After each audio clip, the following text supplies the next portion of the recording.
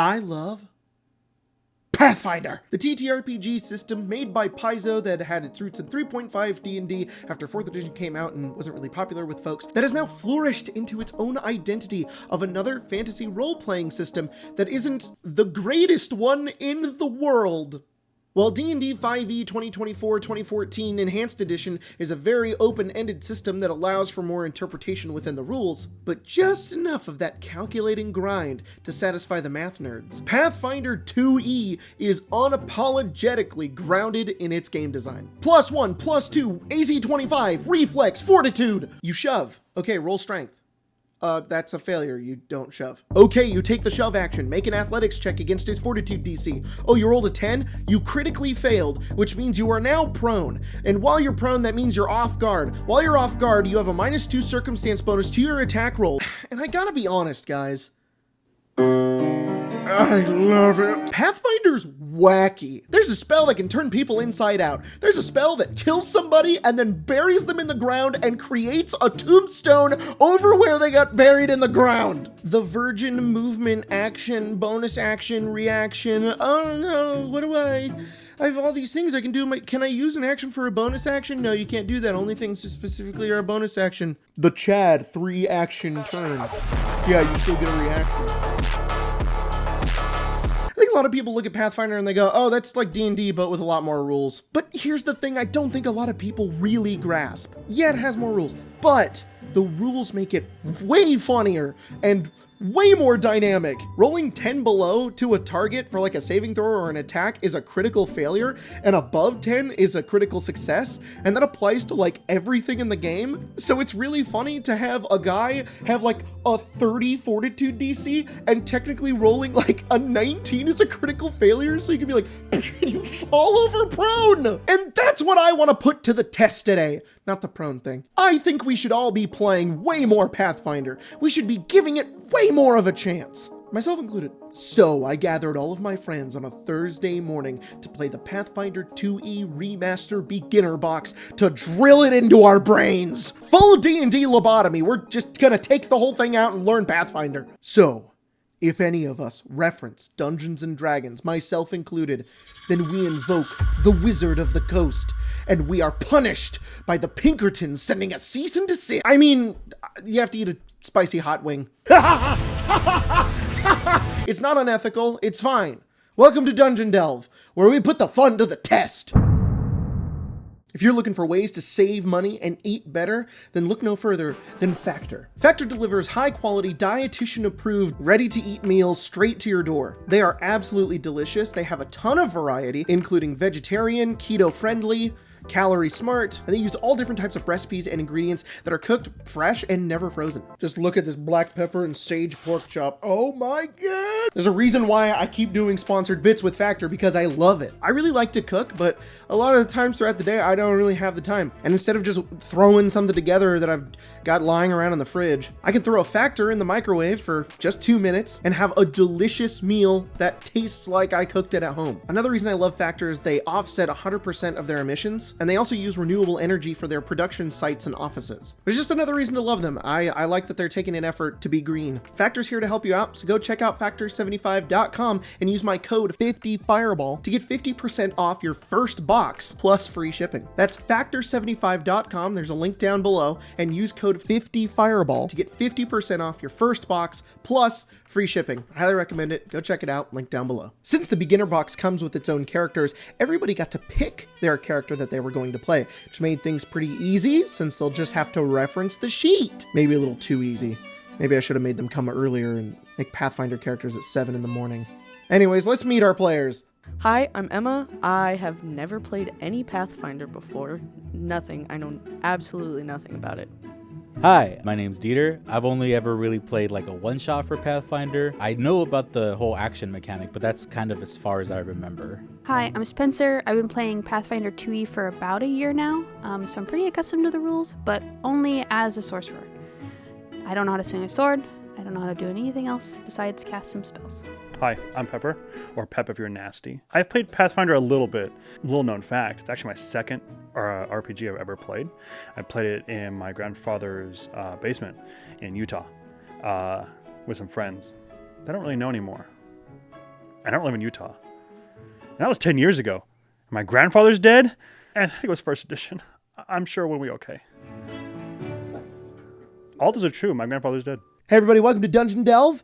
Today, we are going to be playing Pathfinder 2nd Edition Remaster with the brand new beginner box that I think came out this year, but with a little bit of a twist. Every time that you guys or I reference D&D, you're going to have to eat a spicy wing. We have normal wings and cauliflower wings. I don't think I'm going to mess up very much. I think I'm going to be okay. My plan is to just not talk too much about the rules and be very specific about what I'm going to say before I say it. I think I'm going to do great at this. I have been really thinking about the way that I think about D&D and what I say. I'm not going to eat a single wing. So, one cool little hack, if you don't know any of D&D rules, you can't mess up.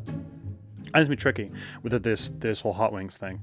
I don't think it's going to be a lot of intentional mistakes. I don't think a lot of us are going to be saying like magic missile or anything silly, but I know it's all gonna be the small minutia that get us, really trip us up. But look, I'm not going to eat a single hot wing this whole session. I'm going to be the most boring player because I'm not going to remember any rules. It's going to be fine. So starting now, from this point on, if there is a deemed reference to that other game, it's a wing. So, you guys don't have characters. That's because this really cool beginner box came with pre-made characters. And I have 4 to give out. I'm going to read them, and then if you want it, then you can have it. So we have Mauriciel the Rogue, and it says, play a rogue if you want to sneak up on foes to deal more damage, steal things without being seen, and excel at a variety of skills. Ooh, that one's cool. And skinny legend. Yeah. Then we got Valeros, the fighter.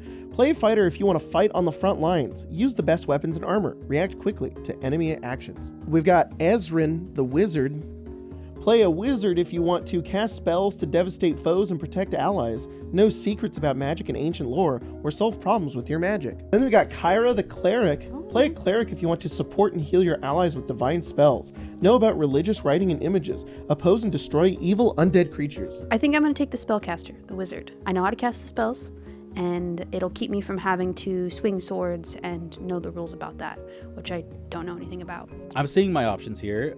It took me about 4 to 5 years of playing D&D to even touch a magic class, so I'll probably just be the fighter. Emma, who do you want to play? Yeah, go ahead. I really can't decide between the fighter or the rogue. Both of them sound very up my alley, and I don't want to deal with spells. This is a new game. I don't even know how to use spells in D&D, so I'm not picking either one of those. You want Mauricio the rogue? No, Valeros the I'll fighter? take the fighter. Ezra... I knew you were I'll probably just be the cleric. Dieter, do you want Mauricio the rogue, Kyra the cleric, or Ezrin the wizard? Ooh. I could go cleric. I think either are gonna do me in. Oh. I have been playing a cleric recently though, so maybe that would help me. Oh, okay, so I can take wizard. I mean, look, if I'm learning a brand new system, I might as well just go complicated. No, yeah, I'll play cleric. Why are you playing that cleric? All right, here, give me cleric. Cyberpunk Red. Give me cleric. Dieter's taking the cleric. In Minecraft. All right, you want rogue or wizard? I'm sorry, little one. I'll take rogue. You're wizard. So you guys can take a look at your character sheets. It is everything's so filled out in cute. here. Yeah, they're very nice. And you also have a little backstory on the back. A backstory. Feel free to stick on to the it as back. much as you want. Sorry, I'm new to my character sheet here. I'm Mauriciel. She's a baddie. She's from 2004. She has fallen on hard times. All of her friends that she's known for a long time are dead. She's an elf, the only elf in the party so far. And she's kind of learning to deal with that trauma, but I think in a really bad way, with a dagger and stowing away on a ship. I'm playing Ezrin, the wizard. He was a noble, but then his dad got into some trouble with the church, and now he is a wizard, but he's old. Got into the game real late. So I'm playing Kyra. She got everyone she knows killed. She's the only person that survived. I'm not sure she's a good healer, but she worships Seredre. I'm playing Valeros, the fighter. Honestly, his backstory, it's a little bit, hits a little close to home. It's a little bit scary. Yeah, but he likes boobs and beer, so I'm gonna have fun with this. With everybody familiarized with their characters, the adventure begins. The party is hired to go down into some lady's basement to go stop this creature that's been eating her stuff. Classic. The small seaside town of Otari is known for its fresh fish and skilled sailors. But for you, Otari is home. You grew up playing on the docks, getting lost in the nearby woods, and hearing the fantastical stories of travelers from faraway lands. Tales of terrifying dragons and virtuous knights. Such adventure always seemed so distant. Until today. Word has begun to spread around Otari that there's a problem down at the Otari fishery. Some are saying that some sort of beast is lurking in the basement. You've received a letter from Tamily Tandervale. She needs a few brave souls to venture down into the basement of her warehouse and put an end to the beast that's feasting on her fish. Do you have the courage to face the menace under Otari? No. Actually, I don't. Sorry, that sounds scary. Yeah, can we play? I'm gonna go home. Yeah, can we play something else? Okay, we're done. The stairs leading into the basement of the Otari fishery creak with age as you make your way downstairs to find the beast that has been eating all the fish. In the center of the room, between stone pillars holding up the fishery overhead, are barrels filled with salted fish. 2 of these barrels have been smashed open, spilling their contents onto the floor. In the east wall is a large hole opening into darkness. Just a few hours ago, you gathered with a few other adventurers, all of you guys, in the office of Tamily Tandervale's office, where she offered you 10 gold pieces each if you put an end to this menace. Oh, I only got 1. Dang, that's same. 9 more. 100% profit. She was a 900% profit. Yeah. She was thrilled when you agreed to help her with this simple task, but as you make your way downstairs, you can't help but wonder if this might be a lot more adventure than you bargained for. Bum, bum, bum. Gee, I hope there's no rats down here. Classic. I love it. I'll do anything for 10 gold. Honestly, I'll kill whoever for 10 gold. The fact that it's just some amorphous beast that's eating fish, I don't have to worry about my morals at all. I'll kill a fish. This sounds like a good adventure. It sounds simple. It sounds fun. We just have one little task we have to do. Not a lot of lore. This is good. I can do this. I don't know what kind of beast could fit in this basement. Like a fish? Stinky. I'm gonna cast a little cantrip. What would you like to cast? Can I cast light? A strange chittering comes from the hole in the wall. There's a hole. I'm gonna climb in the hole. My entire body. I'm gonna put my whole body in that hole, and nothing bad is going to happen. You know, from experience, I'm gonna hold back. I'll let the rogue do the rogue stuff. I'll let them search. I'll let them find stuff. We got light. Everything's looking up. Suddenly, a massive rat the size of a dog emerges from the darkness, and it getting isn't flashbacks. alone. The giant rats rush towards you, their huge teeth snapping like... Dang. What is it? What is it with these rats? Huh? Why do we choose rats? Is it because they're gross? Is it because everyone doesn't like them, so they're like an easy target, and so you know your players will be like, I'm gonna kill that disgusting rat. Is that why? Everybody make a perception check because we're going to roll initiative. By the way, the map on the board and all the pawns that you're seeing came with the beginner box. I love this beginner box so much. It reminds me of when I first started learning how to play TTRPGs. You know, kind of reminds me of something. I just want to say, I love how analog this feels. I love the pawns. I love the map. I love the book. I love not using a device. This reminds me of the Questonomicon. You know what? I'm just going to say it, guys. If you want adventures like this, you might as well just get the Questonomicon. It's basically Wait a minute. Self-plug. What's that book? Yeah, A what? third party? Yeah, what's that book? Yeah. What do you use to play that one? Yeah, hang on. Yeah. Hang on. No. What's that book in They're reference gonna to? think that's Pathfinder. Yeah. No. Your own plug? No. You eat one wing. Do we vote? We vote. We vote.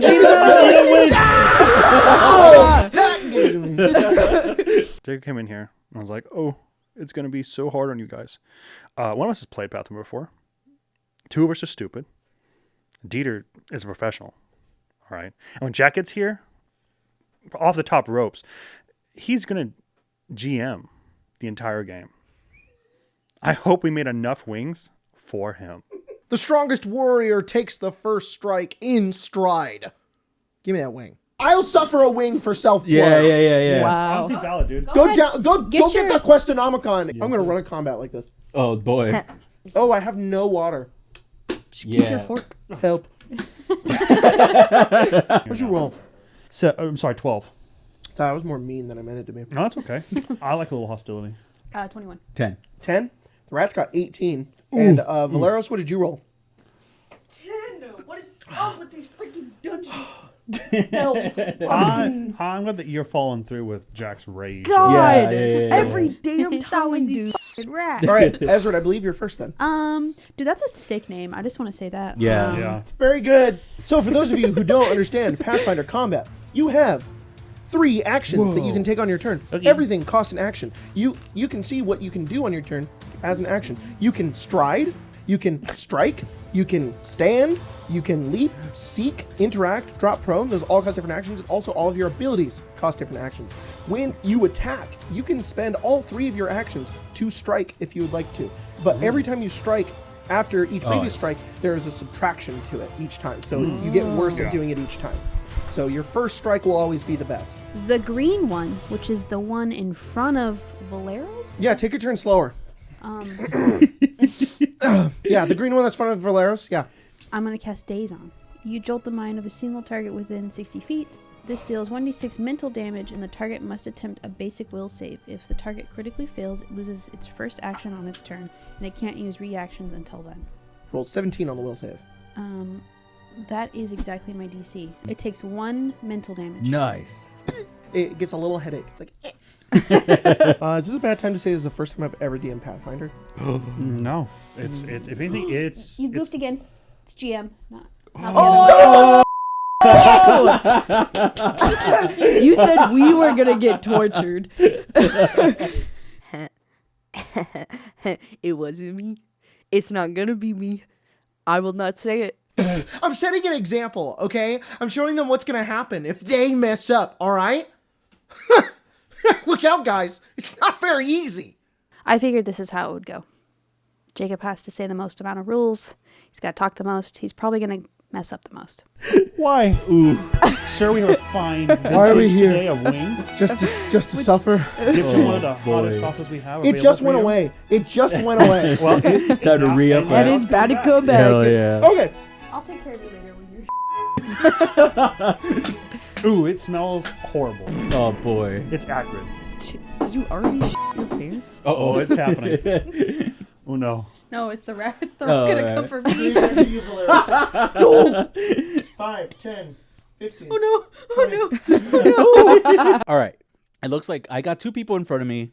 You know, the rats can't get to me unless they'll get attacked. I'll be fine. Valeros, that is a 24 to hit you from a rat. Yeah.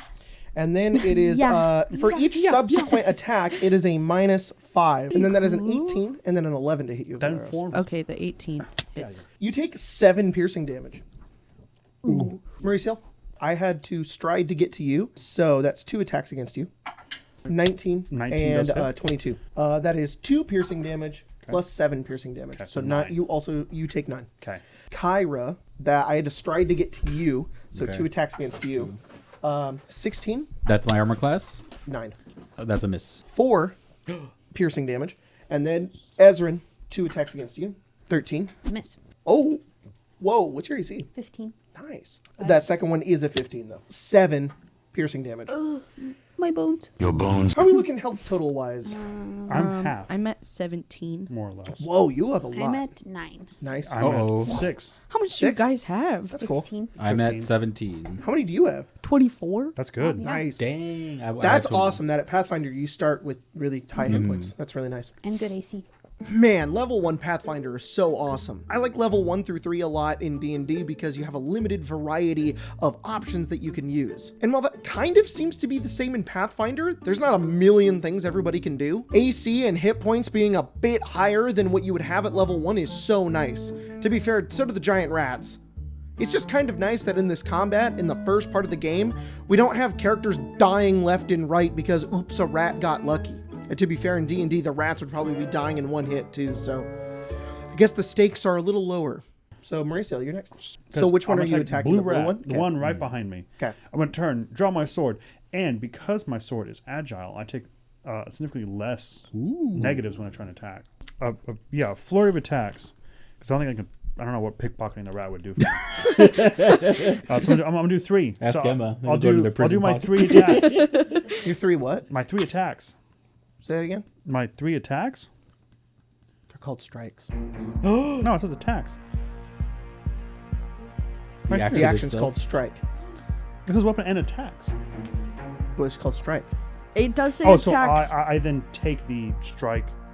It says strike attack. Yeah, it counts. I'm just trying to fuck with you. I was like, it literally says attack right here. So -5 to each subsequent roll. Minus 4 big- and then minus 8. The big dice. Because you're a cool of person? My agile. That's right. Cool person. This one's no No! minus Oh, so We're close. good. Guys, isn't the big dice so much fun? No. Everyone can see. That is a critical hit. Because if succeed. you ever get 10 above the DC or the AC of something, you critically hit or you critically fail if it's 10 below. What does that mean? So you roll the dice and then ×2.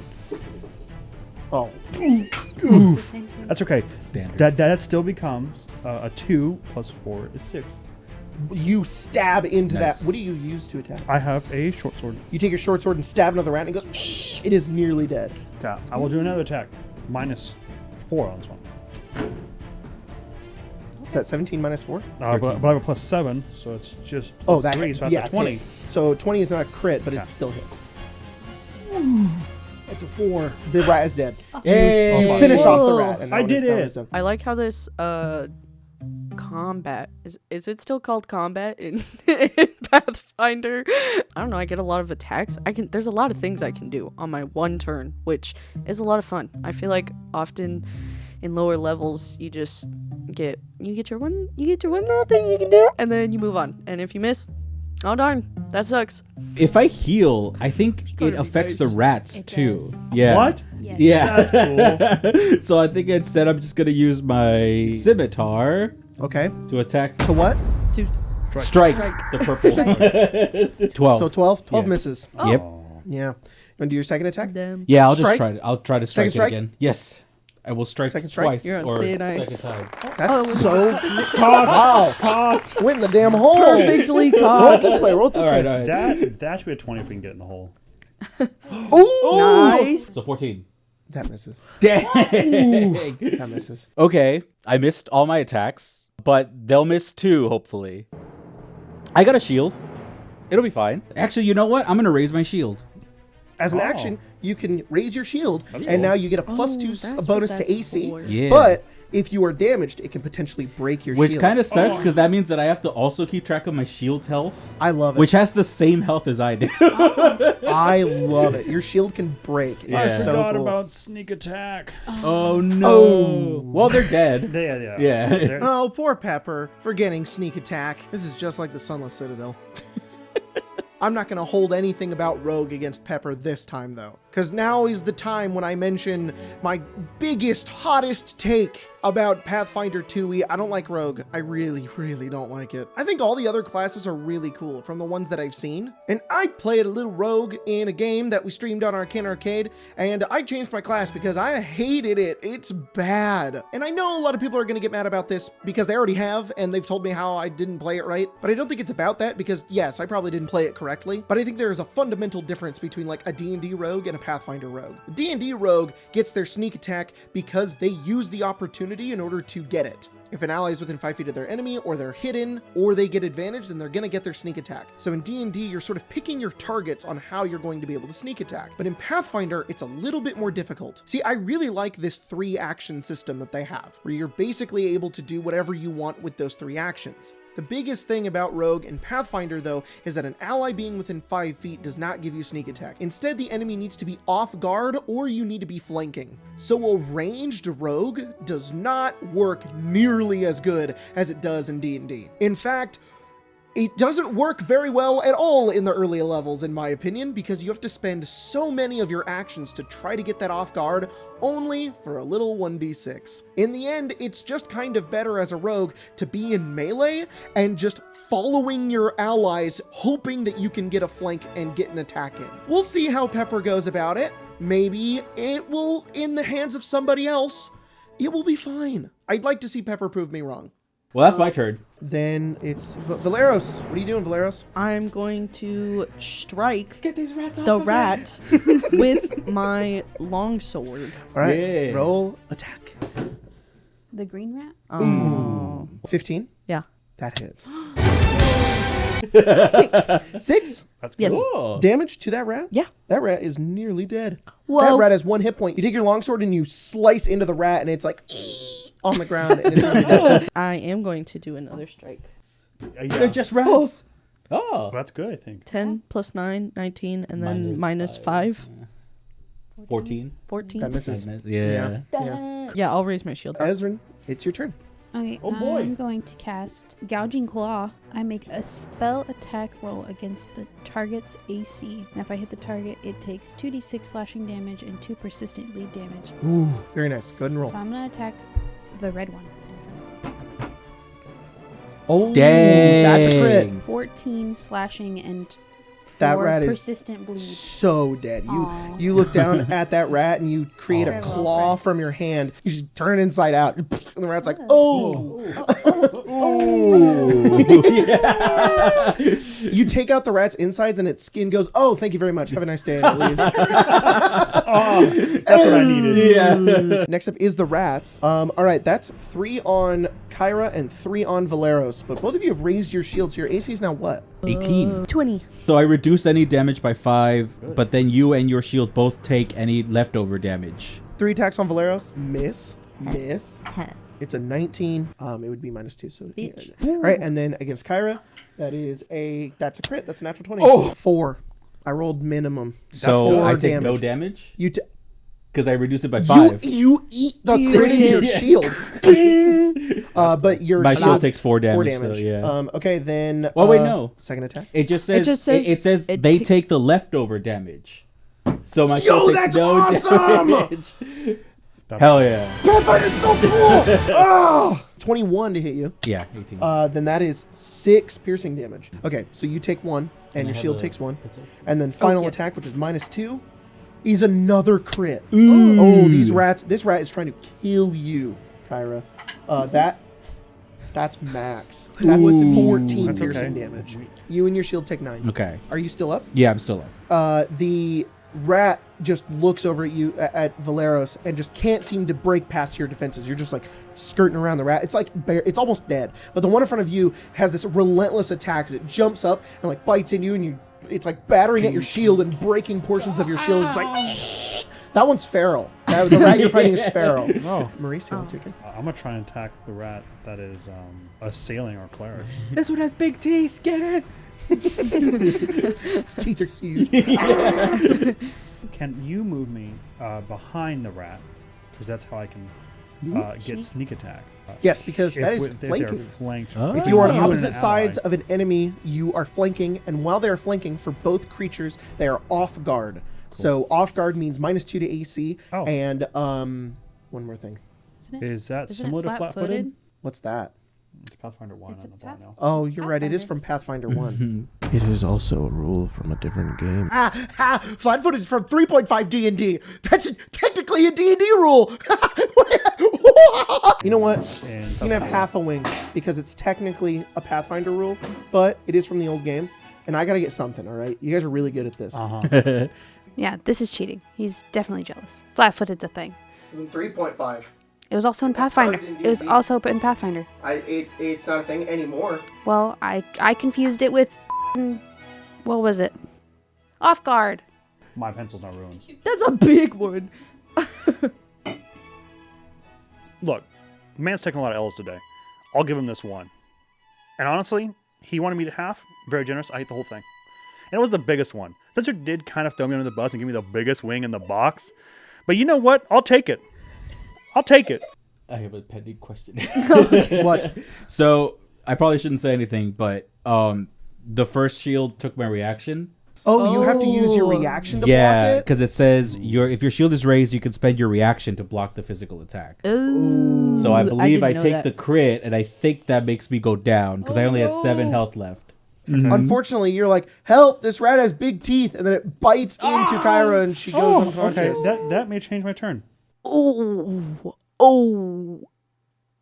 That's not good. Our healer is down. That's not good. Valeros? He can't do anything. There's nothing he can do in this situation. I like that the starter set gave us a bunch of rules, but it doesn't really give us rules on how to fix unconscious, just that you are unconscious. And the one person who could fix it easily is Kyra, who is currently unconscious.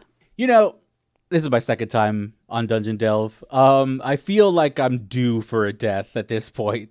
When you fall to 0 hit points, you go unconscious and you also have dying. This condition includes a number that measures how close you are to death. You die when you reach dying 4. So you are currently dying 1. Then you also get wounded. Wounded just means every subsequent time that you go into the dying condition, you will gain another level of dying. You are now dying 1 and you are unconscious. Got it. Is there anything I can do to help an ally that is down? I'm a rogue. I deal with things. Let me read you a portion here. Mauricio has never been a problem that couldn't be solved with a knife. Do you know I have the highest medicine check here? Stabilize, 2 actions. You try to stabilize a creature that has 0 hit points and the dying condition. If you succeed, they lose the dying condition, but they remain unconscious and gain the wounded condition. If you fail, you don't improve their condition. If you critically fail, which means you get below 11, you increase the dying value by 1. Okay, so we just wait Just for make it the worse, gods yeah. to sort it out themselves. Okay, that's what I hear. That's what we're gonna do then. Why don't I just stab this rat and we'll move on? Okay. Let's go. Okay, that's a biggie Is hit. it maybe a crit? I don't know. It's a 21. Nope. 6 plus 4, 10. That rat is dead. Okay. You kill the rat. I will stride to the rat, the other one. Then I will attack it. That's What is only a it? 14. Yeah, that misses. I'm going to try and strike that one with my longsword. Yeah, that misses. As S. I was reading That hits. good. Roll damage. Sorry. It has 1 hit point. That one is dead. Oh, okay. Sweet. You did it. Hey. All the rats are Yippee. killed. You guys gain 80 XP. Kyra, roll a recovery check. This is a flat roll, and your DC is 11. 18. Nice. Good. Okay. Then you are just unconscious. Different ways you can wake up. You take damage. You receive healing. Someone shakes you awake using the interact action. Mauricio, you slap the... Damage. You got it. You took damage and Okay. interact action. You are awake. Okay. I will never die on Dungeon Delve. Now that Kyra is back up and alive, the rats are defeated. Dieter, as Kyra, heals their wounded condition so they don't have to deal with that whole wounded thing later. It was a really cool mechanic, by the way. I really like that. Like, you progressively keep dying and it gets worse because, like, you're wounded. Well, when you're the cleric, you don't have to worry about that, I guess. The party heads into the hole in the basement to find a cave. Problem solved. I think the only thing that would really stick us up at this point is if we found a cliff that was 10 feet. Squeezing through the hole, you find yourself in a cavern that seems to stretch endlessly beneath the streets of Otari. Up ahead, the passageway ends in a cliff that plunges sharply into the darkness. I want to Skyrim crouch. Ooh. Okay, so stealth. Hide. The GM rolls your stealth check in secret and compares the rolls to the perception DC of every creature you're trying to hide from. 10 plus its Go like perception. roll in secret this thing. Honestly, valid. You should just do this and go. So there are some checks in Pathfinder, like stealth and perception, where the GM rolls the dice instead of the player. This is to keep some sort of secrecy, because you wouldn't really know how well you stealthed or how well you would have seen normally, which is a really interesting mechanic. I actually really like it. You can't see the entirety of this room because of the But- perspective, but you can see what look like webs. Just Shelob's cave. a wee little bit of web. Wee little bit of web. Okay. A wee Wee little web? bit of wee web. I give the all clear sign and I go bing, bing, bing, bing. Okay. Oh, that's the all clear sign. Let's move, guys. We talked about before. Small little difficulties allow me to look in my bag of tricks and see what kind of solutions I have. I have a grappling hook. I'll use that and everyone will scale down. If only it were that easy. Does this ledge have like a maybe some rocks that are in it? Mm-hmm. Can I use my grappling hook and You want to tie a rope around it? 10 feet. I do a grappling hook. Yeah, you can do that. I go So, Bye. oh As a rogue, you like put it on the back and you're like, You need to roll an athletics check to scale down the cliff. If you are using your rope, the DC is 10. 10 feet's not that far. Jacob, it's a cliff. It's easy.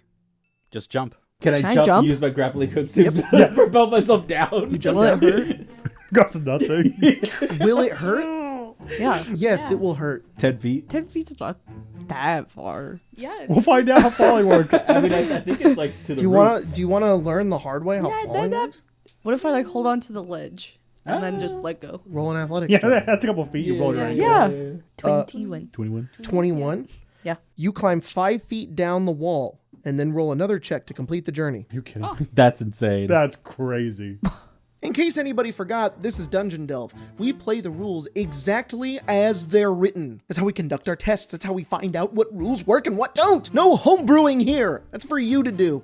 And for you to learn from us, because we're going to do it and we're going to suffer for it. But yeah, that's what the pre-written told me to do. I actually don't even know if that's how climbing works. Or you, Huh. could fall and take damage. At this point, how tall am I? Like 6 feet, maybe? I So don't I'm know. falling 4 feet to You the go 10, ground. and then you're on 5, and then you'll fall. And then if you fall 5 off the ground, you'll take half the amount of damage if you fall. So you take 2 damage. That's how the rule works. Pathfinder. What do you do in Pathfinder? God forbid we have to go down like a 50-foot cliff or something. We will be rolling for like 30 minutes to see if we can make it down. You might as well try the Just try to check. climb Yeah, down. Roll athletics. Just Use try the to big roll. one. Yeah, Oh. you use the big one. The big one. Oh, that was bad. 18, you make it down, and you're fine. Well, I use my grappling hook for nothing. It's not that Well, hard, you can guys. you can use your rope and grappling hook if you like. The DC is You've only got 10. this. Roll an athletics check. Does that count as a roll? Okay, you make it down 5 feet. Roll again. Let's do it again? Yes. Good. Yeah, you go Good 5 feet. lord. You gotta go 5 more feet. You make it down. Okay, I get down and go. I think I found the bottom. I fall, I think. I got a 6. A 6. Roleros, catch him.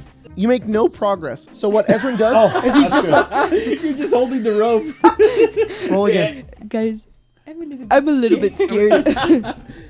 Okay, you go down 5 feet. I go 5 feet, and then I go 5 more feet, and then I go 5 more feet. What's that? 4. 4? Thought that was You 7. fall.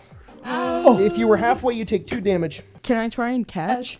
No. Oh, I just. Damn, that sucks. Ezra, here. Sorry, old let me man. help you up. I busted my ass. Oh no. Kyra? I'll go down the grappling hook as well. I roll out of the way. Oh yeah. Just in case Got she it. falls. Catch me! Stay prone. fall. You go down 5 feet. And there I take a. God forbid there's like a 20-foot. 5. Oh. You fall and take 2 damage. There's like a loose rock in there or Yeah. something that everyone keeps stepping on. Breaking news. Jack is on his way.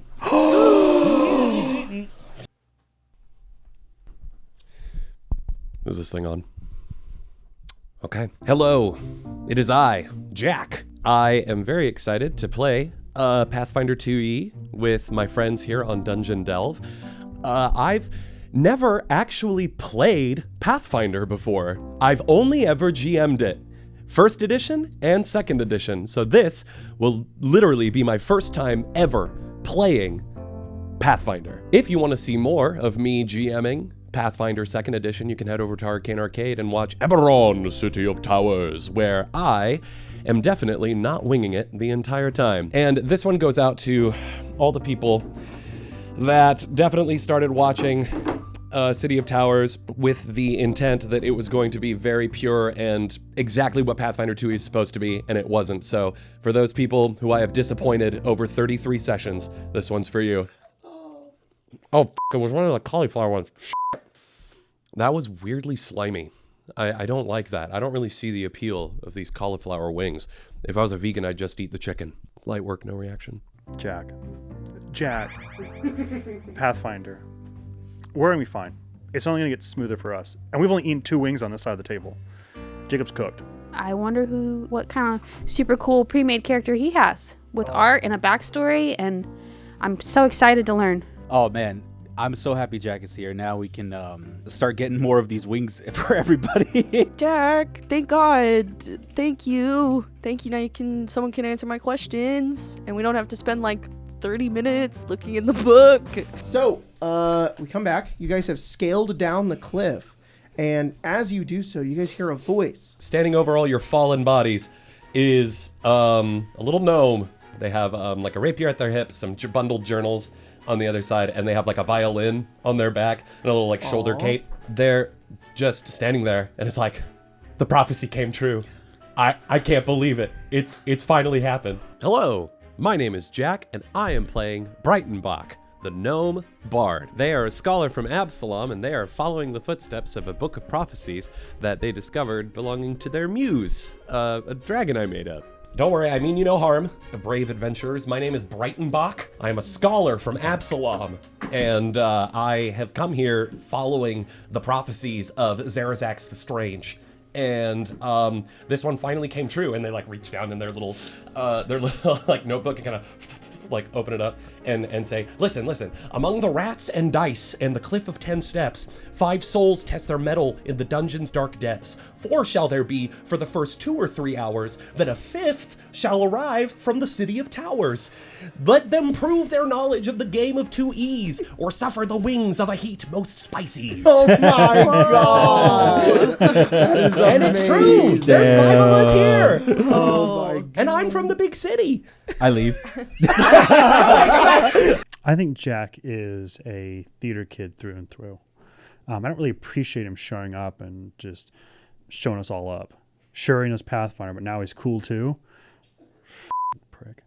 I hope you don't mind, but I mean, there's 12 more of these prophecies that I need to find.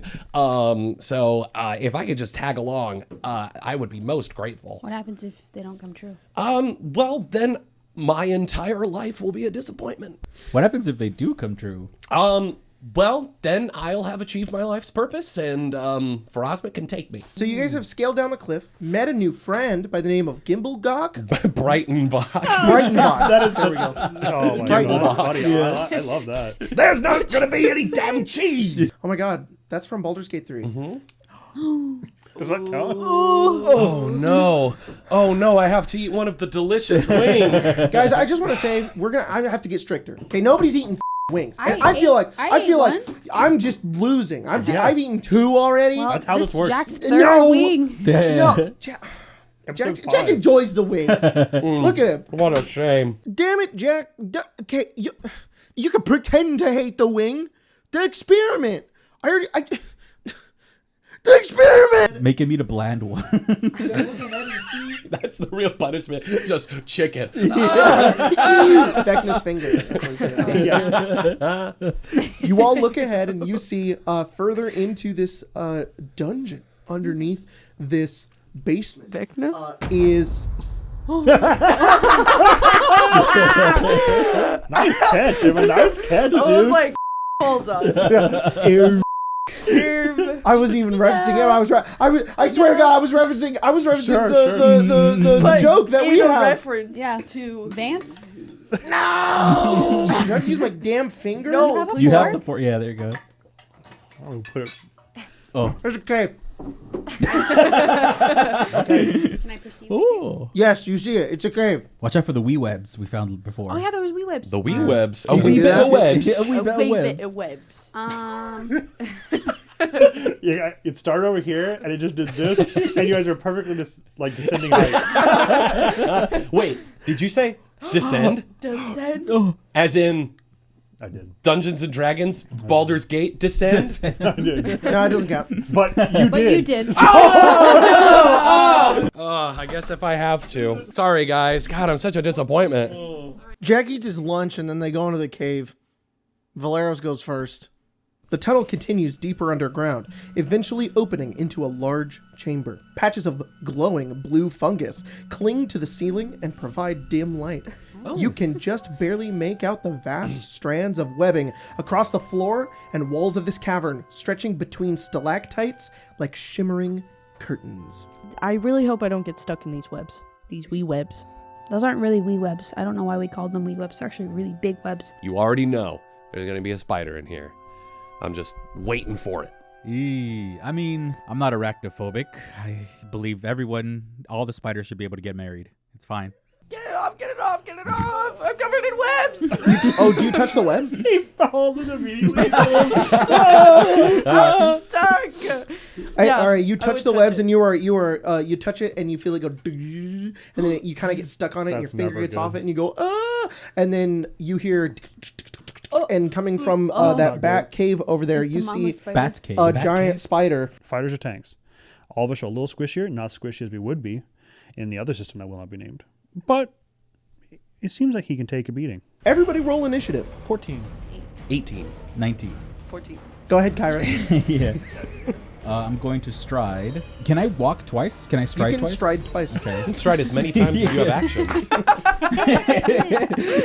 I think I'm gonna hold out here, Okay. and then I'm gonna raise my shield again. And Nice. that'll be my turn. Breitenbach. For my first ever action Whoa. in Yeah. Pathfinder As a ever. player. As a player, I am going to stride. Whoa. I am going to move. I just want to ready to cast a cantrip for when this thing comes in to attack us. Next is a spider. The giant spider is going to stride. It is going to look at Valeros. It's going to do 2 ranged strikes against you. Ranged. Yep. If it's going to attack Valeros, that triggers my ready to action. Whoa. I am going to cast Forbidding Ward on Valeros and the spider. Valeros, you have a +1 to AC. your AC and saves against this thing's effects. As Breitenbach's like, Valeros, look out! Natural 1. It misses.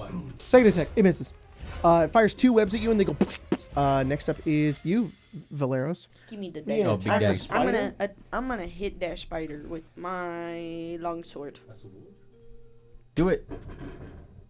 Oh. That what a sucks. tease. Yeah, that misses. Okay, I'm gonna try again.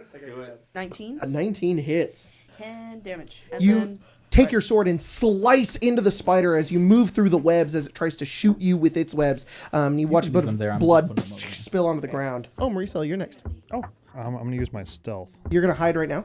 Sure. You must have standard cover or have the concealed condition to hide. You currently have cover from the creature you're trying to hide from. Lesser cover isn't sufficient to hide. The GM rolls your stealth check in secret and compares your result to the perception DC. You can hide right now, then sneak as a second action on your turn over to the spider if you want to try to see it so you can hit it. Okay.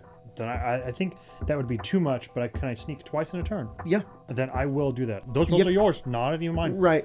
I don't do anything on my turn, but you you do do. have to hide first. Yeah, but that's your roll. That's my role. I do. I don't do anything. What's your? I sneak, I move my character, and then you roll again. Okay, you are hiding. Okay. Move me 15 feet forward, 5, 10, wherever that gets me. 15. And I'll do that one last time. So this is kind of after a conversation. I think I understand it now. You either spend one of your actions, so your 3 to hide, and then I'd use both because at the sneak is only half speed. But I did the math. I think if I did this and then maybe the first 2 of my next turn, then I can have sneak attack. Is that 5 actions for 1 instance of sneak attack? Next up is you, Ezrin. I'll cast Daze on him. It deals a d6 mental damage, and he has to make a basic will save. 15. It Oh, loses that's its fire. first action on its next turn and can't use reactions until then. And it takes Oh, that's really good. 4 Nice. mental 4 damage? Yep. It's so close to dead. You watch as blood begins to pour from all of its numbers of eyes as it's trying to kill Valeros. Kyra. I mean, I think I sing opera. I think I'm just gonna hang back because Okay. there's not really anything else I can do. I raise my shield again. Hold an action to heal if someone gets too hurt. If I can do that. Can I do that? Maybe in Dungeons and Dragons you could hold an action, but in Pathfinder 2e it's called ready. Wig. I mean, a bit of a mess up. I guess it's not called holding an action. I mean, the thought was there, at least. I'll take this one.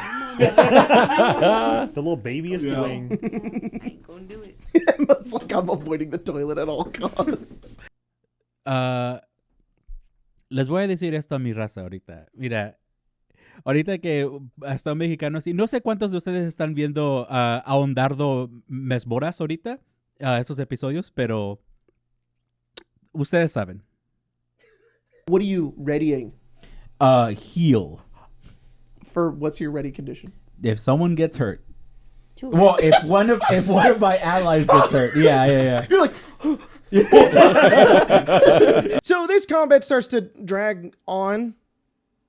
Brightenbach sustains their spell on their turn, which is kind of like concentrating, and then casts telekinetic projectile, which misses. The spider attacks Valeros, and it has poison, so Valeros has to succeed a fortitude saving throw against the poison, which he does. Then Valeros goes in to strike and misses twice.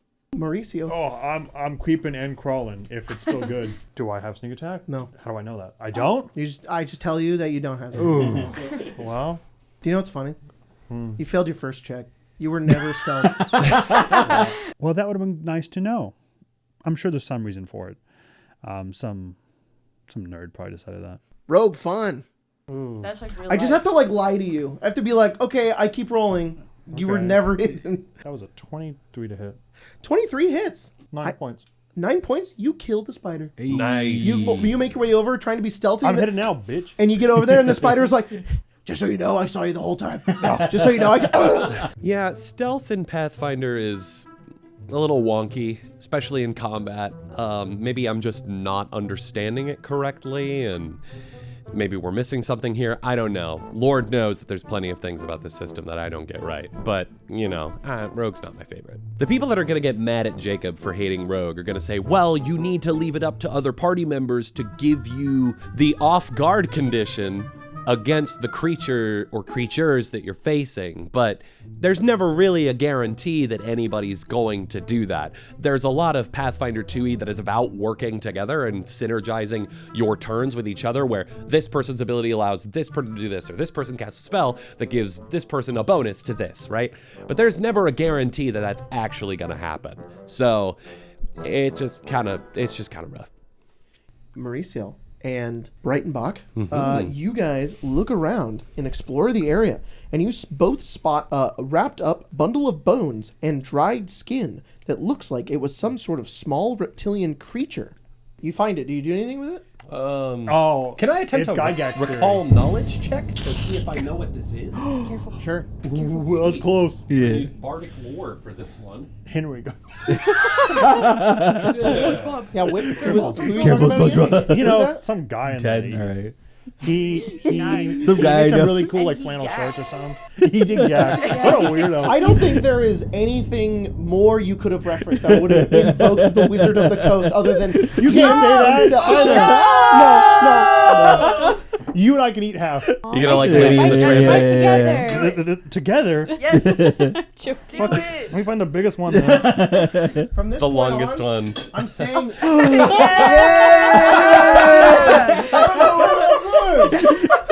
For those that have seen the podcast on Arcane Arcade that Jacob and Spencer are a part of, we did bingos. And one of mine is to have 2 members of the cast kiss on camera and get it gift. I think I may have had a stipulation that had to be new people, so I may have failed halfway. But if you guys could like gift that, just plaster it everywhere so that maybe I can just kind of check that off. That'd be great. Thanks. So I probably failed a recall knowledge check to identify what this thing might have been. I rolled What'd a you get? 12. No. All right. This little bundle of bones. I'll take out my dagger and I'll kind of like You open it up. You open it up, and on the inside of it, there are a few items of value. You find a short sword that has a small emerald in its pommel. Oh. It is fine craftsmanship, and the precious gem makes it worth 5 gold pieces. There's also a healing potion in this bundle as well Very that restores nice. 1d8 hit points instantly when consumed. Very cool. Useful. Does anybody desire this fantastic short sword? Me. Okay. Oh, sorry. Me. It's yours, big guy. Whoosh. Ting, ting, Unless ting, you ting. wanted it, Oh, Mauricio. The party divvies up some of the loot that they found, and then they continue forward. After the web-infested cave, the passageway leading deeper underneath the streets of Otari appears to be mostly natural. But someone or something has worked to open the cavern and level out the floor, making the passage easily traveled.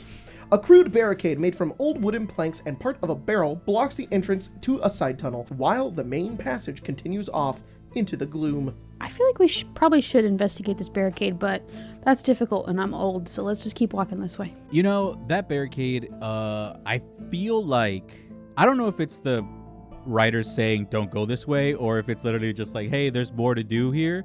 But it definitely feels like don't go this way. So we'll just go the freeway. And we go this way. All right.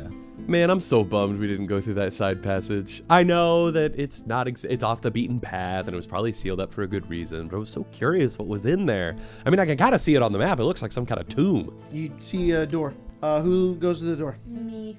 Oh, that's a 10-foot ledge to get up to the door. Okay, I climb. Okay, I climb 5 feet, Okay, and then I roll climb athletics. another 5 feet. Roll athletics. 11. 11. You climb up the whole thing. For some Yay. reason, it specifies all you need is a DC 10 and you climb up. You it. can climb. Okay. Yeah, it's You can climb up Up the in cliff one check, easily, but yeah. you can't climb down in one Yeah. check. So along the path of the hallway is this cliffside that is about 10 feet up that leads to a door that goes into a room with a bowl of water in it that is dedicated to some god of the ocean, I think. So Emma and Jack and Dieter are all trying to climb up the side and they're all failing their checks and doing a bunch of things to try to get up there. I think Valeros and Breitenbach make their way in there and they do recall knowledge check and they discover it's like a part of this god. It's a whole lot of rolling and a whole lot of nonsense. If you really want to watch every gory detail, you can watch the unedited VOD, which is up on Arcane Arcade right now. But anyways, they do all of that and get a potion of healing out of it. Nice. Then they continue forward where they find a room where kobolds are trying to break into a cage to get to some loot.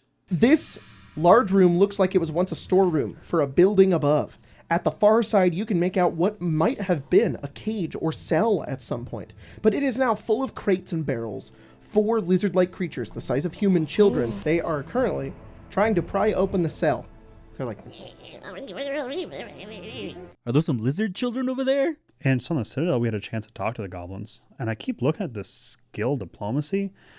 I don't know. For some reason, that just rings to me like a Pathfinder skill. I think I'm going to try and use it here. I'm going to walk in. you get right there. They don't notice you. They are currently trying to get inside this cage. Can I like peek my head around and see what this is? It looks like a door. Like, clang, clang, clang. Ah! Hello, chums. They all turn around. And they all run at you like angry Bilbo to kill you. Roll initiative. Okay, I don't know if it was a language barrier or if they just hate everyone. No creature can ever be friendly, can they? Never. I can never walk into a room and be like, what are y'all up to? What are you guys doing? I thought Pathfinder was supposed to be like cool and woke. Where's my diplomacy with other things? Do we just kill everything in sight and tell them our pronouns as we do it? Waha! They them. Bah! This is the constant struggle in Dungeon Delve is, can we have diplomacy? And the pre-written says, no. You can go first. You're right there. Oh, boy. You I'll go. Okay, I'm going to attack. 18 plus 7 is a 25. A 25? I don't know if that hits. crits It's not or a crit, not. though. It's only 5. 5 damage. They go, and you run up, you're like, hey, and he goes, I have one more attack, which I can use the big dice for. I still have to use it.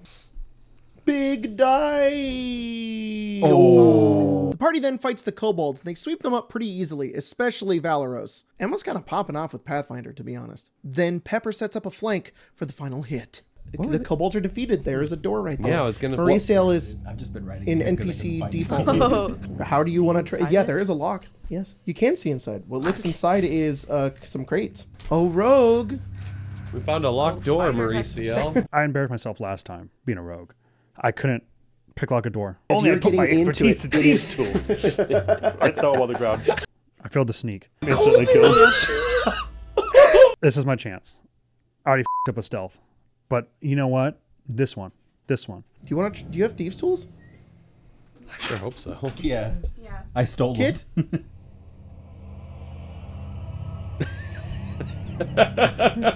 I do. You can attempt a thievery check to pick the lock. Thievery.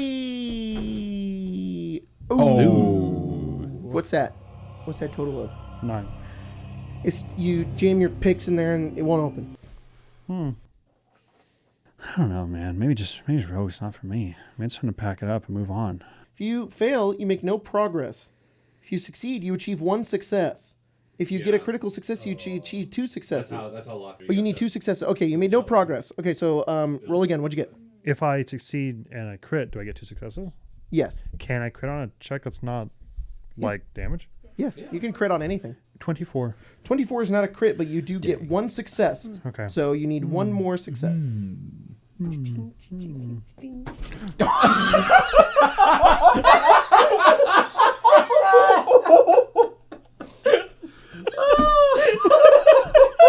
Oh my god! Strike!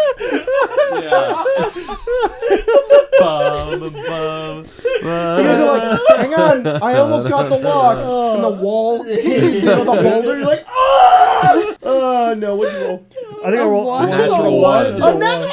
Oh, you break your tools. Fixing them requires a crafting to repair them, or else swapping the replacement picks. I don't think I have one of those. I ain't got one of those. I don't Yeah, I was know. gonna say like a crap. Nobody has that? No. You're fucked then. Picking locks is so complicated in Pathfinder. I appreciate the idea that there's sort of this tension element added to it. Like if you're in the middle of a heist or something and you're picking the lock, like you need to rack up those successes. It's like, oh snap, the guard's coming, or oh, I'm missing out on something. But at the same time, it just kind of gets repetitive and irritating. I don't know.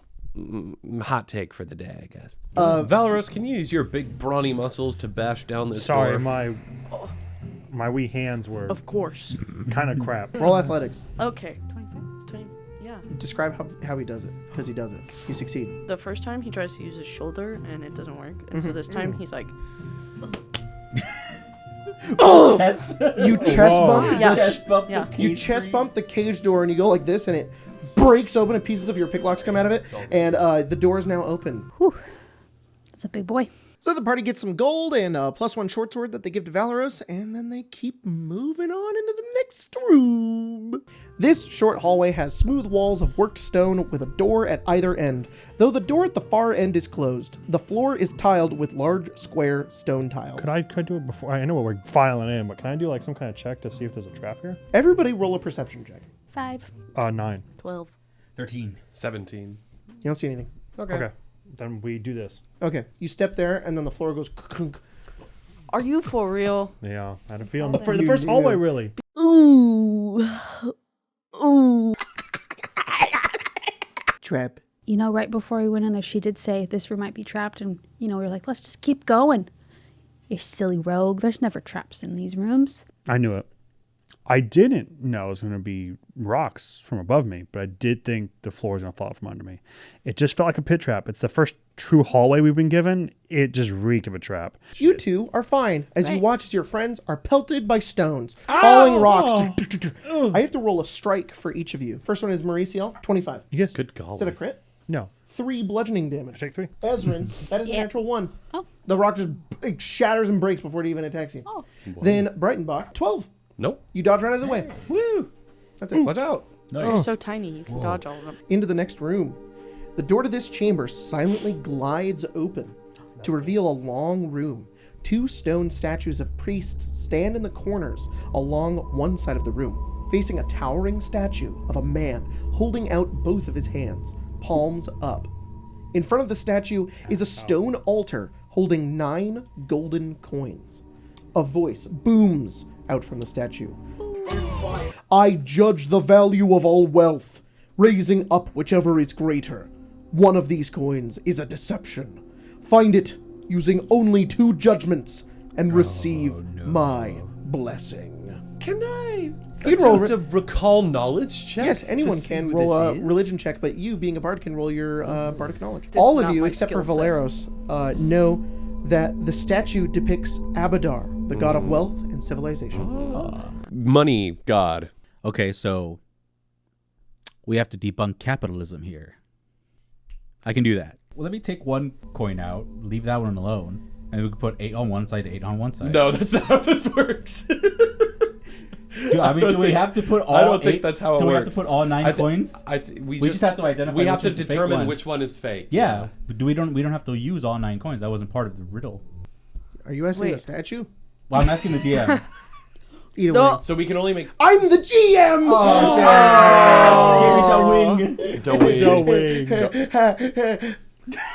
Emma still wizard hasn't, by Bojack the way. I was like, give That's me all the I'm fork saying. too, but I have one right Emma's here. good at this. I know too little about the other game. If I have that just I- questions to ask, they can't get me. The statue said, "In my hands I judge the value of all wealth, raising up whichever is greater. One of these coins is a deception. Find it using only 2 judgments and we receive have my to take blessing." them out. The idea, I think, is that I think if they're all the same coin, if we put the fake one in his hand with a real one, the real one he will hold up, and the small, or all that, are they all the same coin? This is way beyond Valeros or Emma. I have no idea how to solve this. I completely misunderstood it at first.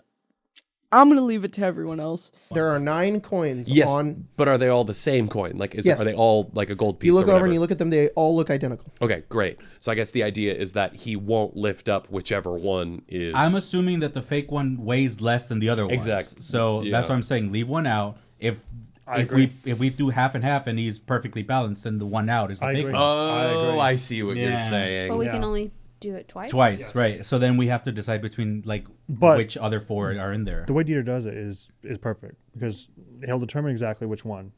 Dieter has a plan. I think it's a really solid plan. It's all about percentages. We'll get it to the lowest we can, and then we'll execute. All right, pick one. Go on. I am the hands. You have 9 coins. What do you do? We take We one take out. one out.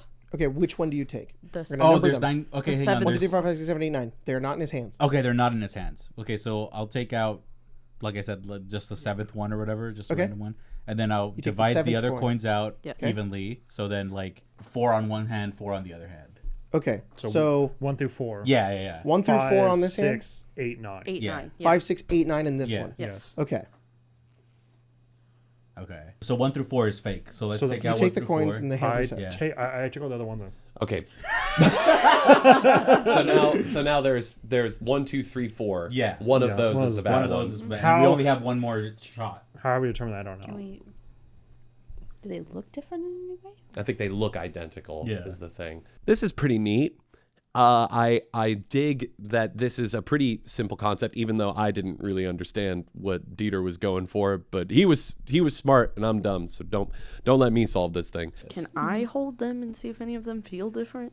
You hold them and look at them and inspect them. They do not feel any different. Okay. What about detect magic? I was I was just gonna about to say That's that. good. I Can like you that detect one. magic? You use the cantrip detect magic, and none of them seem magical. One of them's actually a chocolate coin. We could get it to 50-50 at least.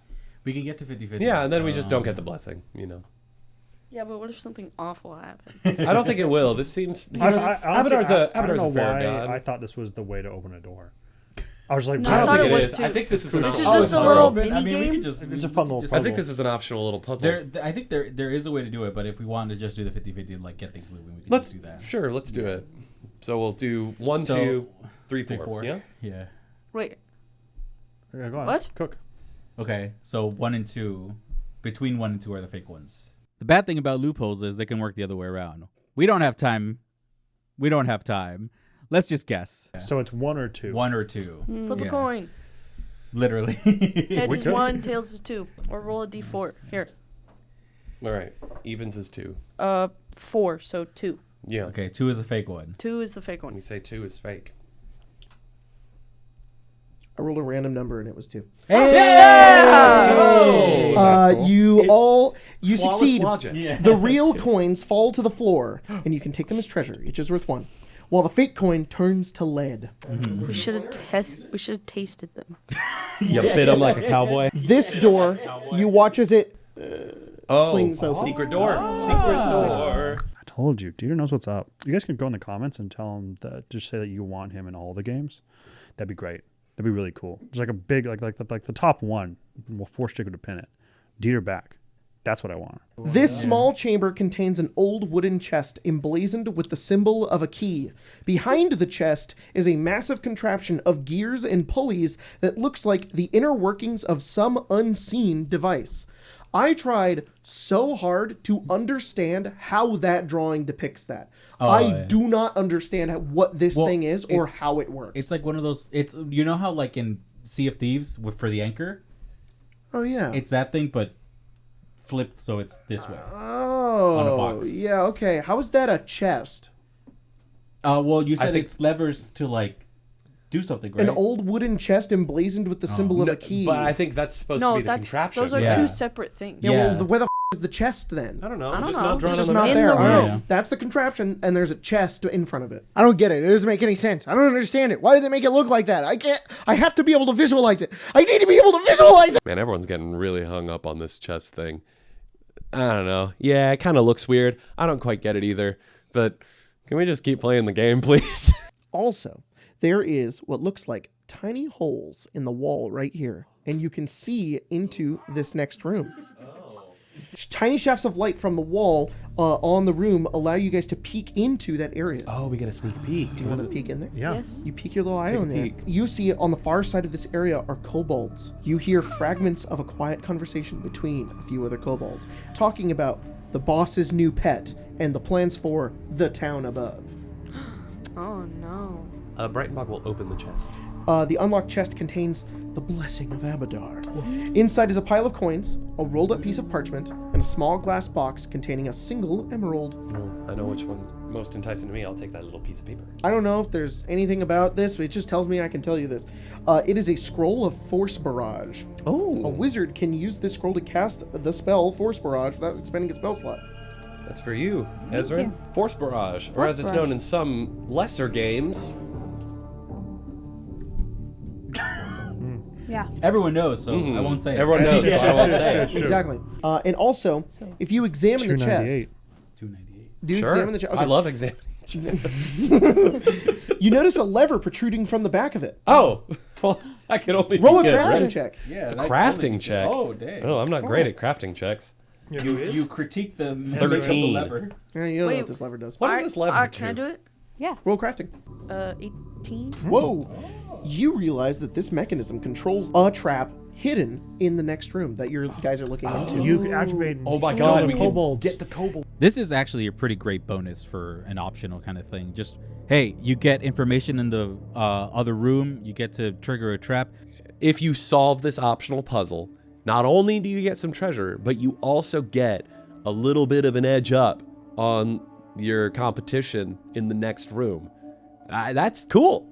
That's very good design. Good job, Paizo. The only thing I would probably just say is, hey, writers, make things a little bit less complicated.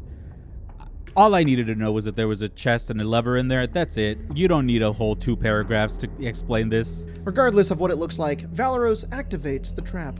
We could like antagonize the kobolds. Have them want try them to and run over scurry you. out. That's a and good then idea. that could trigger the trap. And if they do, they're not going to think about the door that was Well, I think locked and could never be opened. What about this like set of gears or whatever? Yeah, this Does that contraption. manipulate the trap? Yeah, yes. Do you see what I'm saying? No, that's why I'm confused about what this is. There's a chest that has a lever that controls the gears. Yeah. But where is the chest and where is the control? I don't know what this is, but that's what it is. Oh, no, you're right. That's the chest The with the chest is lever. a part of it. Yeah. I don't get it. I don't know what they're trying to depict here. Huh. But strange. we understand what's Yeah, happening. yeah, yeah. Where are they exactly in the room? And then there's one more in there that you currently can't see, but it's that one, and he's right here. Can't see him, but he's right there. I don't like what's on this. So, I thought of this trap as like, you know, in Breath of the Wild, you go into those rooms, you can spin it, and you got to get the ball to go through. I thought that's what this was gonna be. It wasn't. It wasn't as cool as I thought it was gonna be. It was just some spears in a wall. I thought I was gonna get to do a little puzzle. So the party enacts their plan. They're all going to stealth and hide, and then Mauriciel is going to make her way in and attack them, get their attention. Let's see if our rogue can finally get a sneak attack. The door opens with a creak, revealing a massive chamber that looks like an audience hall. On the far side, a broad set of stairs lead up to where a throne might once have been. Pillars support the high ceiling, and the ruined tatters of once decorative banners still hang from them. A decorative tile pattern centered in the middle of the room shows the grim coating on the floor. As soon as the door opens, it creaks, and the kobolds turn and go, and they go and do attack you again. Everybody roll initiative. Yeah, unfortunately, Mauriciel is not hidden because the book described that anybody who enters the room is automatically seen by the kobolds. Initiative. Perception checks. Sorry, Damn. stealth checks. For everybody except you! That's Damn. crazy. All right, you're first, Mauricio. Okay, they've already seen me. And then I'll go over here and go, ooh. And then, hi. Hide. Yeah, there. Yep. Can I crouch down? All right, you hide. The kobolds are next. 5 feet right there. This one goes 5 feet right there. And they activate the trap that's there. Spears shoot from the western wall, attacking the kobolds. That's a 16 to hit the kobold. It hits. Kobold takes. He dies. Hey! That one's dead. He goes, get her! And then gets hit by a spear. He's like, no, the trap! And then the other one goes for the other one. It hits it. Also dead. They both die. And then that one's like, oh. Good man's dungeon. Great. That's exactly what I wanted. Everything's going perfectly according to plan. Hell yeah. That's how it should be. That's the best case scenario, honestly. Like, amazing. This is the first time I've ever had a plan go correct. I love Pathfinder. You GMs out there, you go into your dungeons and design stuff like that, because that's fun. That's fun. There's nothing more fun as a player than being like, oh, I did this thing and now I could do this and it does. It's cool. Make stuff like that happen. 2 of the kobolds are instantly killed by the trap, which makes me feel a little bit better about this trap being really lame. But this third kobold is evasive. Okay, so this final battle is not nearly as epic as our previous episodes of Dungeon Delve. Instead, it's 5 adventurers trying to kill 1 kobold who can like throw traps on the ground. But hey, this is our chance for our rogue to shine. Pepper goes in with all of these actions to kill the kobold. Okay, I'll sneak, spin through 4 actions to move, and then fail my attack because I didn't have actually sneak on that first attack. That sounds good. Yeah, Mauricio just wastes 2 of her turns because you didn't succeed the first check and you got a action economy with the moving and oh my god. Then I am going to cast Phantom Pain on him with my remaining 2 actions. You can't even say my name! The battle goes on, and the party struggles to fight a single kobold, but eventually they are able to corner the kobold and bring it to an end.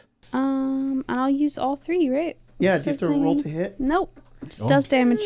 Is it a... Wow, Emma, that's just like that one spell. Yep. Yeah. Magic missile. You have to eat a wing! You have to eat one! You said it to me like I would know what that spell is. I'll have I got a brick to rocks. Yeah, I got a brick of bread. I'm Can worried you that I'm not pass going to it be when you're done. loose and it's never going Emma, I no. want to eat Emma, one. say something. Emma, you Yeah, say have something. It's to, yours. you have to invoke the Wizard of the Coast. the other Okay. game. Oh, I'm gonna dash on my turn. You can't do that. That's Oh my D&D. god, that is so crazy.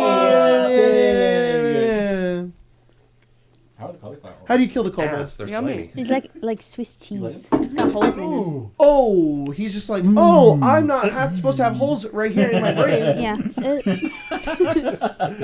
After defeating the kobolds, you guys can examine the fallen foes. On their bodies is an eggshell necklace, a leather armor, short spear, spear 3. That's just because there's 3 spears. Spike trap 3. That means they have 3 spike traps. Okay. And there's also spike traps on the ground. And then the kobold trapmaster is wearing a special necklace, a simple copper chain, and a cracked piece of a large eggshell. The shell is ivory in color, and it has strange green veins running through it. Ew. This piece is about 3 inches across. But the egg it came from must have been at least 2 feet wide. Even if the heroes take this piece back to town, no one can identify what sort of creature would lay a massive egg. Although Tamily speculates that it might have come from a giant turtle or another reptile. The heroes have a chance to learn more about this strange egg later down the dungeon, but unfortunately we don't have time to do that. If you head back, you report to Tamily about the scaly blah blah blah blah. She's like, you know what, that's pretty okay. You get a potion of healing, and but if you kill everything down there, then you'll get 10 HP. But you don't have to do that because that is the end, and this is. I was like, what is going on? We're done. I can't believe all of this is her basement. Yeah. Like you were like, No. there's something in my assuming- basement. She's like, I didn't know my basement was that big. I know. This is her basement. Yeah, I and think then it that- broke into it to eat her fish. Oh. They tunneled in the kobolds. Like that's the singular basement. So where and did then all it this broke come into from? something? It's been here. It's been here forever and ever and It's the ever. Sunless Like the- Citadel. The opium. No, we're done. Aww. I think we should all eat one. Because Okay. we ended. Could you- And for yeah. What? funsies. We played Pathfinder 2e. Thanks. And we all definitely didn't reference Dungeons and Dragons at all. Emma's eating 2 because that's insane. Me too. We now invoke the Wizard of the Coast to play Pathfinder again one day. See, that's what I do when I play with my kid. I go, good ice cream, Marcy. I go, rah, rah, rah. Nightmare. Get it out. It's terrible. I'm so sorry. Oh no. Oh, Spencer. She's like, It's okay. ow, this hurts. There's a lot more crunch. The amount of times we had to roll for an athletics thing or something like that, I don't like that. I do like the action economy. I do like the fact that everything just gives you, hey, this takes 2 actions, hey, this takes 3 actions, and you could just mix and match. Pathfinder fun. I like Pathfinder. I like it enough that I'm running a whole game of it. Shameless plug. Arcane Arcade, City of Towers. I thought we were gonna mess up a little bit more than we did. That's why I said we should choose a less hot sauce. If I knew we weren't gonna mess up that much, we would have done like the last dab or something. I think I really enjoy Pathfinder. I knew I kind of would anyway. I'm tangentially aware of it because of the kind of work we do with Eberron, City of Towers, and I really enjoyed it. Emma is the best at playing Pathfinder and knowing the rules of Pathfinder. I still didn't eat a freaking wing. And when I did, it was on my terms. What did I say? The action system I really, really like. All the other things I feel like I just have to get used to it. I do think sneak attack and stuff being conditional on information that's not known is kind of I think Pathfinder's really cool. I forgot most of the time I was first level. Like, there's so many things I can do. I feel really cool. I really, these pre-written characters, they're pretty cool. They're pretty fun. If you're looking for a system that really lets you kind of customize a character and to play with rules that I guess are a little more intensive, play Pathfinder. As long as you guys are having fun, that's all that really matters. You know what? I think everybody had a good time. These experiments constantly backfire on my own self. I really need to do something about this. Yeah, whatever. My friends are turning everything against me because I forced them to be lab rats and to play Pathfinder.